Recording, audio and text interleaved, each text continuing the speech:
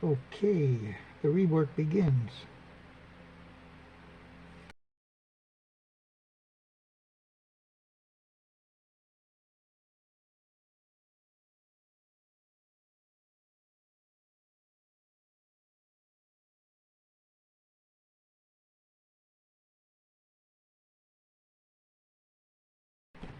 There, that should do it. That's a little bit long. Just cut that down.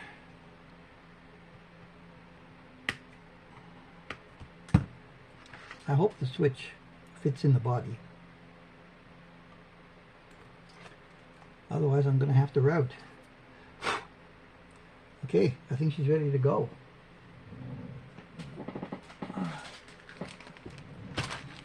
So we're going to put it in the bag for now to keep it pristine.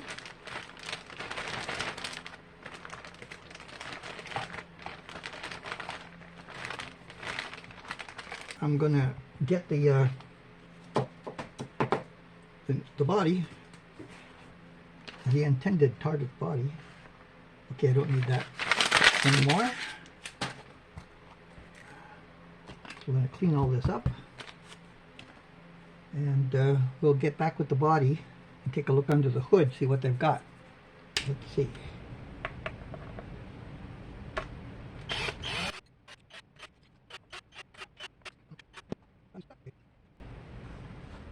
Okay, lots of poly. Wow, look at the big drips.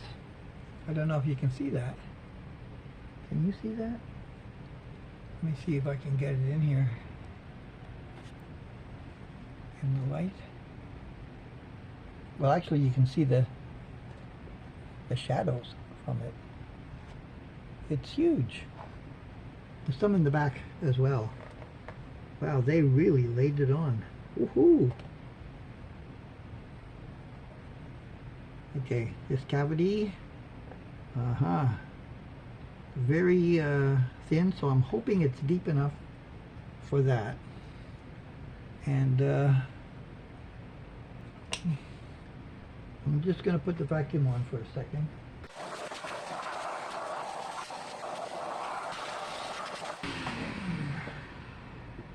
That was a little bit longer than a second. So we're just going to unsolder these wires.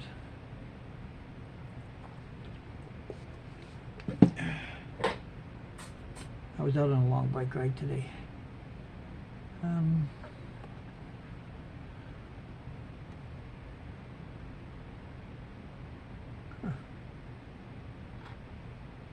Wow, that wire is splintered. These are very, very thin, very cheap wires. There are some nicer single wires that are better, thicker. There we go. So the pickguard is now free.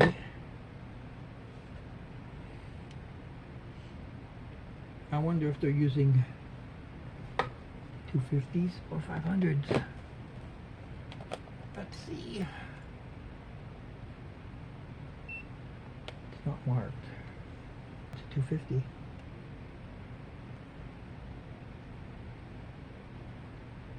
The reflection. Yeah, no, I didn't have a good angle. So they have 250K pots in there, and those pickups are like what we expected. Now this one is stuck, right? And it wouldn't move, so I'm not sure why. Oh, it wouldn't move when it was in there because look, those poly, those heavy chunks of poly. I mean, just drip there. Let me show you. Okay, that's a better shot. Now that is really thick, and there's a yellow tinge to that poly. And yeah, other than that though, it's pretty clean inside. There's a little bit of white stuff in there, down in this corner, and some here in there. But they're very, very clean other than that. But yeah, that's I haven't seen a poly like that in a long, long time. If I've ever seen one that thick. Now there is some on the back as well. Let me show you on the back while I'm there. Oh. There's a little bit of drip over on the back, like that. And there's some here, which is stopping the block from going all the way back. The block is right up on it here. I'm going to shave all that off. And this as well up here. And we'll fix it all up. So now that I've got it cleaned off like this, I'm just going to do some buffing. Alright, I want to see if this guard goes on. Oh, it does. Oh yeah, but it won't move up because of the dripping poly. But yeah, that's deep enough for the wafer switch. Yay. That is gonna work. Alright. I think I'm also... Well, this wire doesn't really matter, but I'm definitely going to change the for a shielded wire and on a new pure tone jack. Those are coming off. I've got to do some cleanup. Oh, there's some overhang in the back as well. Yeah, there's some poly. See right in there? There's big drips. And these drips here are butted right up against that bridge. That doesn't allow it to go back any further. And there's some overhang drips up here as well. So that all has to be cleaned out. And I'll reposition those springs and do it right. But obviously, they hung it to paint by this hole, which is why all the drips are towards the south end. Now, I'm going to spend some time cleaning and buffing. See how nice I can make it. How nice can I make it? Now that I know that's going to fit. And the neck is already resolved. So we are almost there. Stand by. Okay, I'm back. Now there's a background fan on my air conditioner going over there in the corner on the furnace. So don't let that bother you. But I'm just going to see what I can do with getting these nodules banged off.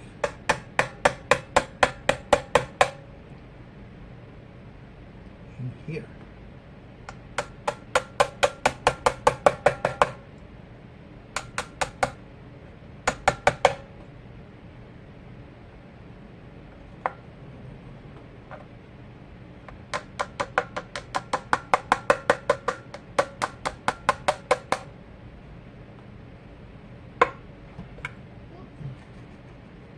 Well, got the big parts off. I want to be careful not to bugger up this top part up here. And you know what? I think I'm going to need to put some glasses on because without them, I can't see up close like I need to right there. There's a number 93 written in there. I don't know why it's there. 93. Must have been some kind of a control for numbers, or the 93rd body of this style or color or something. Alright, I got eyes on. Let me see what I can do. I sharpened this chisel, so I would want it to cut nicely and not screw anything up if I can manage it.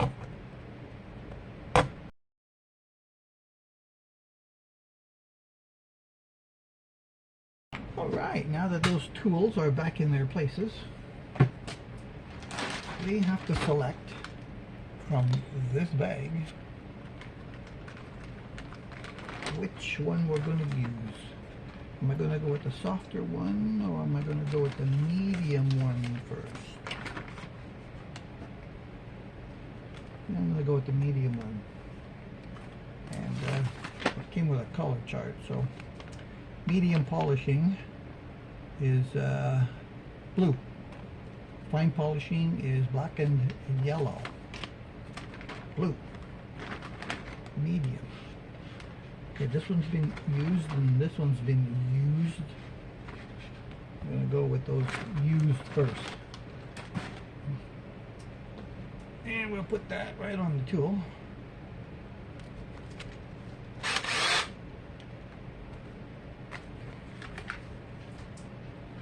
And I'm going to start with the polishing compound from Simonized Platinum first. And if that doesn't give me what I'm looking for, I'm going to go to the Scratch X, back to this, and then the wax. This stuff sits around and it kind of sediments all the good stuff in the bottom. Takes a good shake up to let's see what we got.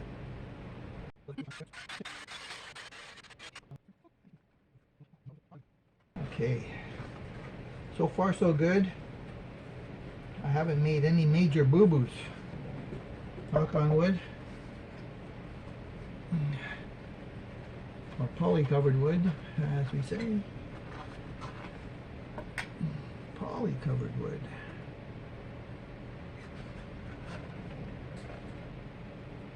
Okay, now on the back, oh, I forgot. I do have some overdrips here. They're not really an issue, but the ones there on the block or pretend block are an issue. So let's loosen this a tiny little bit so I can pop those springs.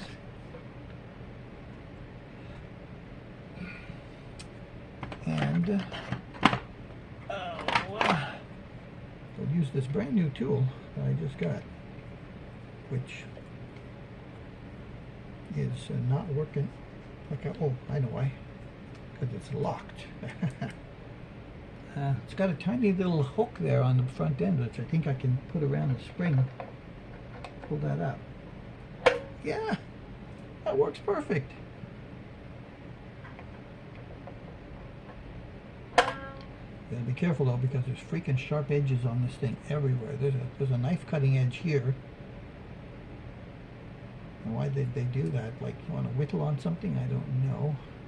But it is kind of dangerous. Okay, how are these springs? These are good, strong springs. The claw is the claw. Whatever, you know, whatever will be, will be. Now.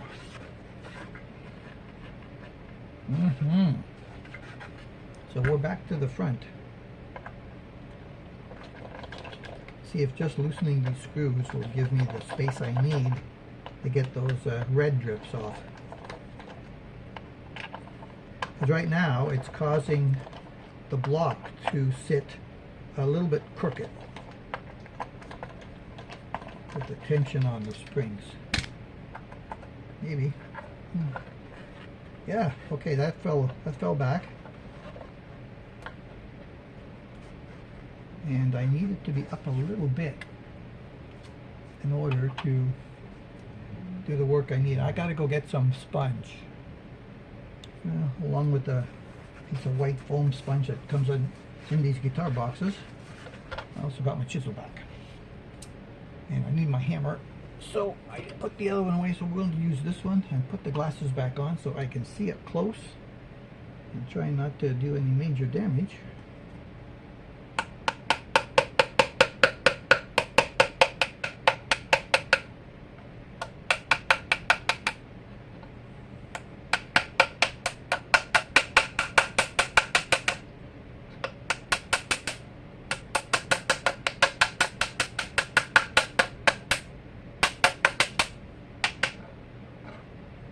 Okay, the globule part is off. That part is not so bad anymore.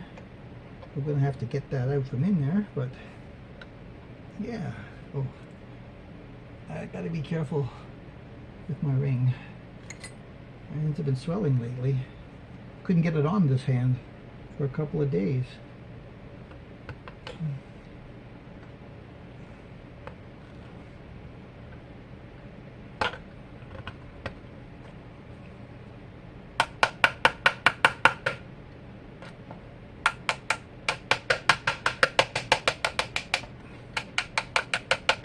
I'm just going to try to gouge the poly and not any wood.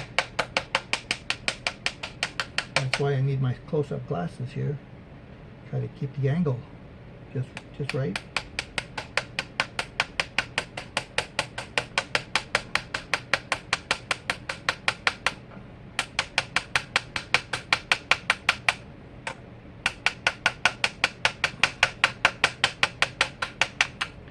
So I'm filming all of this because I've never had to do this before.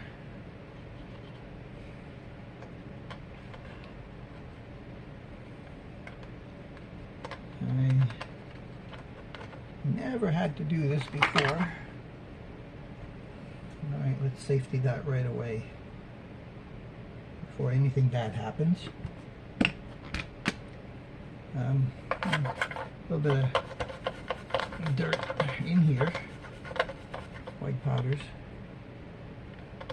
which won't stop it from operating functionally, but being a clean freak like I am, I just like to have things neat and clean.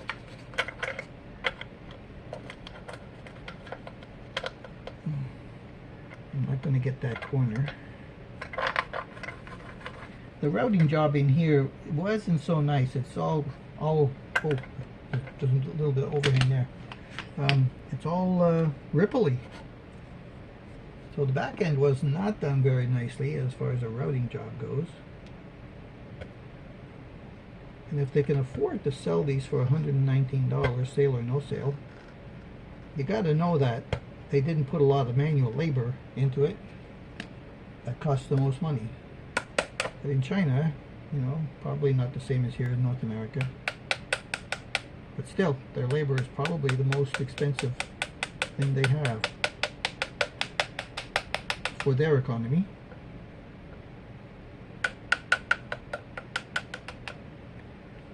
Okay, that's good.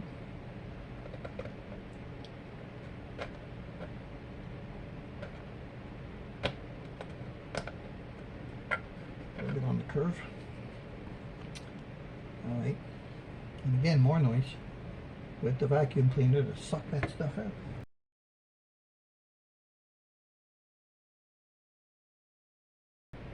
Oh, there's a problem here on the corner. Because that's it. So it's hitting. Where is it hitting? Oh, it's not. It's way down in there. Well, guess what? I'm going to have to take all the screws off the front anyway. Oh, I wanted to try to avoid that, but looks like I'm not going to.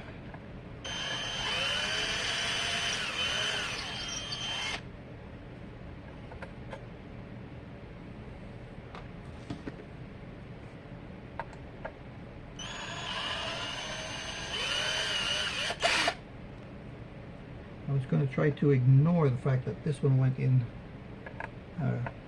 crooked.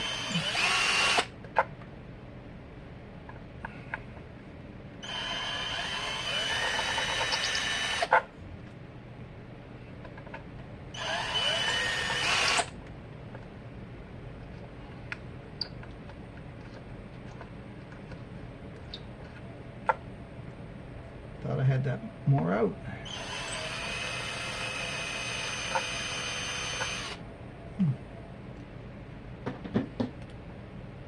Alright, well that's going to make it easier to change saddles. Oh yeah. Now I don't know if I'm going to be able to get that in there, but if I could just try. But let's see how the ripply, all of that stuff down here in the hole, all along that inner wall, is quite thick. It's quite thick. I'm going to work from the front to the back, shading it. And what's happening is that there is a lot here at the top edge, and the bridge is being hit by it unevenly. When you put the springs on it, it's probably going to be a problem. I've got some sawdust.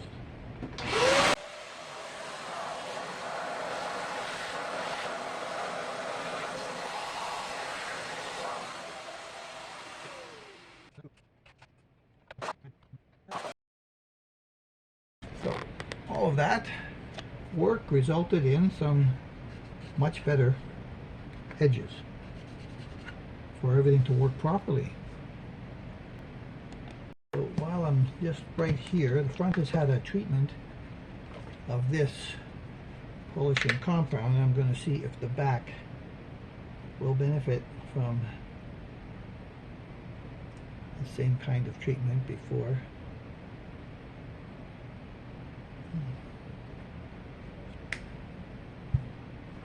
this pad dries up. So back to my original perception of wow.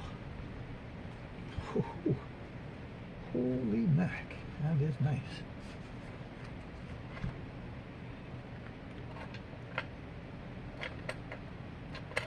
Just going to tack that back in there.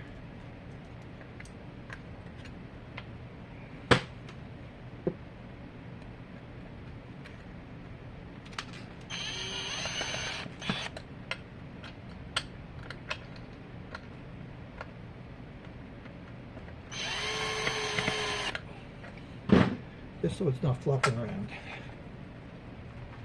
I'm doing something unexpected and unwanted. Yes. So it turned out really, really good. I don't think I'm going to need to do scratch checks at all.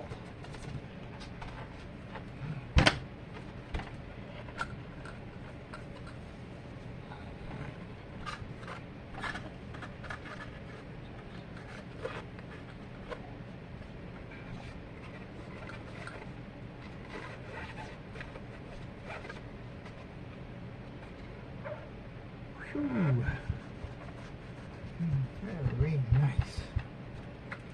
Alright, the next step will be the spray wax, I think. It'll do a really good job. This all buffed up pretty nicely underneath the pickguard here.